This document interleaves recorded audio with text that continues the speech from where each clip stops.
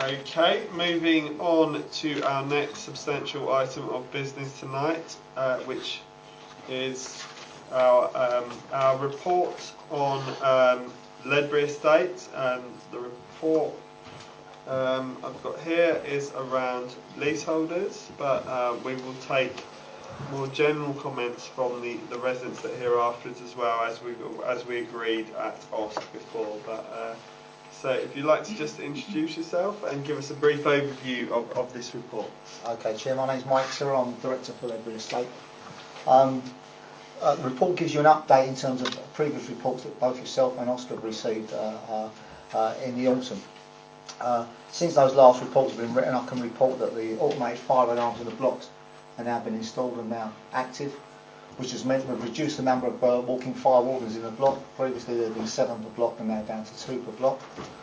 And in addition, the office though still remains staffed 8 to 8, but it's open 24 hours and people do come in during that 24-hour period. But we've reduced the number of staff there. I joined the organisation in the beginning of October to lead the team down on Ledbury, and we had people from Major Works there, we had people from the communication section, leasehold services, as well as resident services and the letting service. That's been totally reduced because obviously lots of the works have been done, and we're in a position where everyone's got heating and hot water, and things are much improved. The report you've got in front of you gives you, as you'd requested, an update in regards of emergency works and recharging for leaseholders.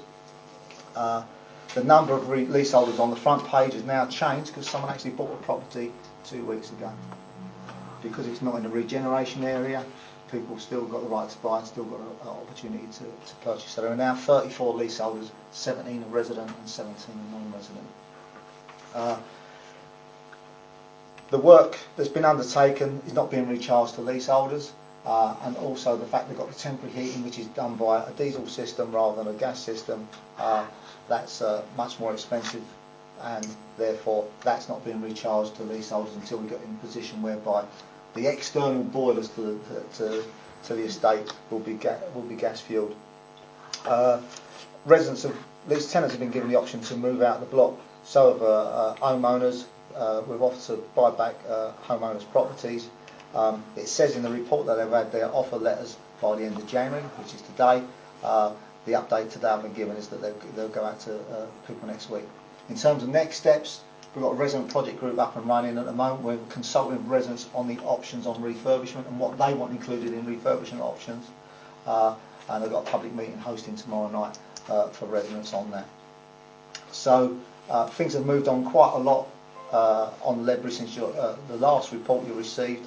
And final thing is to say this: the locally based team that the council put into place down there to deal with the issues that residents have been raising has been successful. Our ethos has been about ensuring residents have all the information and support they need to make their own decision about the future of housing, and that's been quite successful. Okay, thank you. Right, questions? Focus. So, on start here. I'll come back to me. Well, mine's probably just a really quick one. I know it says in the report that leaseholders who've shown an interest in Southwark purchasing properties should have received their valuations by the end of January. Obviously, that's today. I just wanted to see if that has happened in line with the time frame set out here. No, it hasn't happened. And chasing earlier on, which say I'm going to Scrutiny committee, and they've asked me. They will ask me if it's been done. I've been told by our valuation team that that'll be done by next week. Okay, and so this might not be a question for you just based on this report, but you've got the latest numbers on people moved and those who've accepted new homes. Do you have any figures on people still waiting for an offer and still bidding as well? Okay, I can give you an update. The update is we've got 59 empty properties now since the report's been written. The number of people who've accepted offers and waiting rehousing has gone down, not just because the number of empties have gone up. A number of people have actually then changed their mind because of the Sealdon Grove properties that will be coming online soon. You know, the council are buying Sylvan Grove Occupied Housing Association, which is very close to the Ledbury estate. 80 properties there, due sometime in the spring. And over the last few weeks, residents have been asking for information on, so we've been giving information to residents in the weekly newsletters we do about these are the kind of properties we've got there, these are the room sizes, and they're quite good room sizes because everyone thinks at Ledbury, tower blocks, great room sizes, it's going to be hard for people to move. Now some of these are even bigger. This week the information we've gone out to residents is on the rents being charged from, because they can be council tenancies, secure tenancies, council rents. And so a number of people have previously accepted offers and said, oh no, I'm not going to go there, I'm going to wait for Sylvan Grove. So it's 59 people have moved. We've got 12 awaiting rehousing for the works to be done to their properties, and at the moment we've got 4 in first position for a viewing. So they're the up-to-date figures as of my management team meeting today. Okay, thank you. Any more questions on the report? We're going to hear from the residents in just a moment, so we'll have a chance there as well. Okay, thank you very much. Would you mind sticking about just so we can hear from the residents, and maybe we'll have a few more points from this? You just move down a bit. They're coming up. Okay.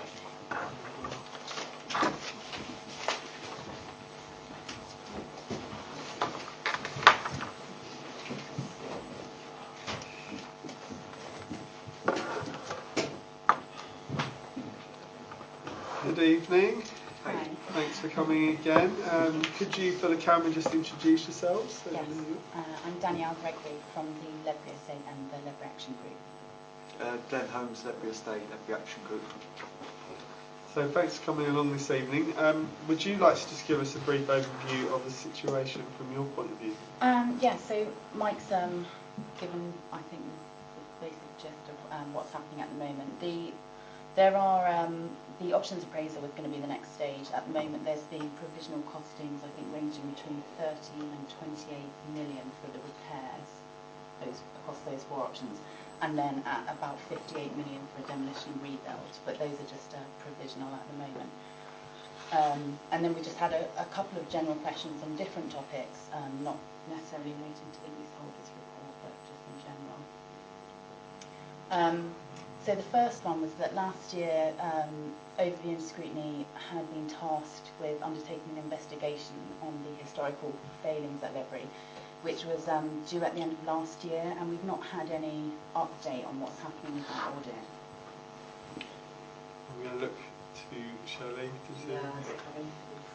No, I think we're going to have to go back. We've got it on camera, so we can go back now and speak to Overview and Scrutiny. Okay. Find out. I mean, if it's something that needs to come down to us, that's fine. But well, I just speak to the chair of BOS yes, a couple of weeks ago about it. He's chasing it at the moment, and he did say he'll get back to me as soon as he, so there was. great. There we go. So it's on the way, and stay in touch with us and keep us all in the loop, and we'll chase for it. Okay. The next question was, well, it was a bit of a statement and then a question, but we've submitted a list of questions to Tony Hunter regarding the details of the proposed permanent fire stopping solution. As we now move into the options appraisal stage, we want to ensure that the options are viable, and we've received little information on the fire stopping solution, specifically examples of where this solution has been successfully used in other Taylor Woodrow Anglian large panel system tower blocks, or failing that, an example of its successful use in tower blocks at all. I think it's important that we don't fall into the trap of more experimental and untried or untested methods of keeping people safe. And another point on that just includes the proposal to potentially install removable panels to periodically check and renew the fire stopping, given that further cracks are present behind kitchen and bathroom units. Further details on the viability of those proposals are needed. And I know whilst the ARAP strengthening proposal has never been carried out before in the UK by ARAP's own admission, having a 2-step solution to the Ledbury issues, both of which are untested, seems quite unwise. So we feel it important that residents have access to full and transparent details before making their decisions. And so we would just ask potentially if Tony Hunter or another colleague within the engineering department is able to create a comprehensive report for all the residents encompassing those points as well as the other questions raised in the email that you've got, that would be really useful. Can I? Yeah. Thank you, Chair. I actually got a list of questions from the residents friend Neil Purvis yesterday and answered yesterday. So he now has full details. I don't have them with me. Sure, yeah, so I can't them quote well. from them, but full details of both systems for the smaller and larger cracks. Yeah. I responded to him yesterday. Yeah, we've received that. I can do that separately again with you. No, he sent it through to us, but I think in terms of what I just raised about other examples, it was it stated that this system's been used in America and in Asia, but there weren't any other. So I think that would be helpful, but also just a report for all the residents, because we've got a really comprehensive report from ARAP on how they're going to do the strengthening and how it's going to work. Excuse me, how it's going to work. But the fire stopping is just a bit more vague, and I think people might benefit from more information there. Can I add something to the fire stopping? The conversation we had with ARAP a while ago about potentially the panels of the blocks being possibly more stable after the strengthening work has gone ahead. I think it might be worth thinking about re-evaluating the fire stopping solution once the strengthening work has actually finished, or at least be in conversation with ARAP, a two-way conversation with ARAP, you know, regarding the fire stopping, because even though the solution has been used in other parts of the world, it would be nice to know if it's been used on a TWA building with cracks in the panels or not, and what other kind of situations this kind of solution has been used in. I can take that one and look at that. Okay. And just the last point, which was that Councillor Crine had previously stated that the Ledbury Towers will not be used as temporary accommodation.